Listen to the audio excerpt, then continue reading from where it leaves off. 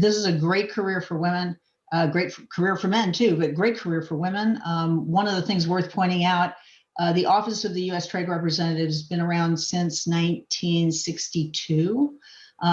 Catherine Tai, who is the newest USTR, who was sworn in last week, is not the first woman USTR, not the second, not the third, she's the fourth. So we stopped counting after 4. Nobody makes a big deal because it's not uncommon to have a woman trade representative. And when I went to work at USTR, there were quite a few women. This is a long time ago.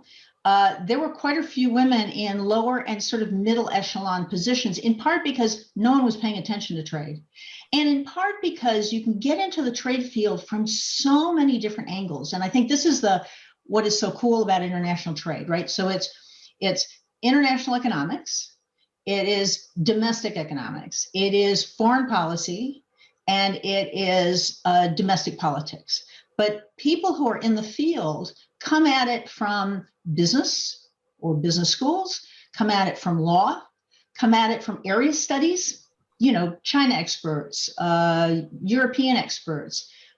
People come at it from agriculture, right? Sector-specific expertise, technology experts, agricultural experts. So you have all of these people who come together at places like the Commerce Department, the State Department, the Agriculture Department, USTR, and the way trade policy is made in the United States, it's an interagency process, multi-agencies working together to come up with the best positions for the United States of America, which may not always be USDA's position or may not always be the Department of Commerce's position. And one of the roles that USTR has is to help broker that for the White House. How does the United States compare to the rest of the world in women's involvement in trade representation? Oh, okay. Depends on the country. It's a great question. We have more or equal to the best. So, for example, the EU Trade Commissioner, they've had one woman, but only one woman. The rest of them have been guys. We've had 4 women.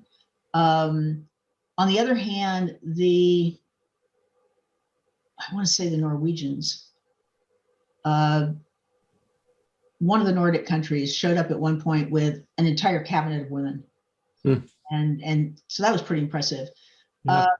You get to Asia and you don't encounter too many women, although Malaysia used to have a woman trade minister. She was tough as nails. She was so good. New Zealand obviously has a woman prime minister, but hasn't had a woman trade minister to my knowledge. But the US seems to have more women. But my counterpart, when I was USTR, my Peruvian counterpart was a woman. My Malaysian counterpart was a woman. My Indonesian counterpart was a woman. So there were a fair number of women in there. And again, in that case, there were economists and politicians, a lot of PhD economists, very, very prominent, interesting women. So it's a mixed background.